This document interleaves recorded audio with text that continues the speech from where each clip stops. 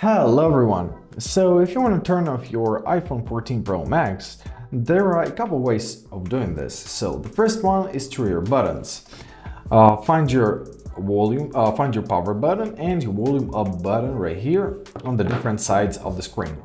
Now hold them simultaneously and you will get your power off menu summoned up. So to turn it off, simply slide the slide to power it off. The next variant is through your settings. Open up your settings, scroll down to your general tab, go to the very bottom and find your shutdown button. Tap on it and once again slide to power off. Last but not least is through your Siri. So we can ask her to do that actually. Hey Siri, turn off the iPhone. And now simply confirm your choice by pressing power off. And that's it. I hope this video was helpful. Thank you so much for watching and have a great day.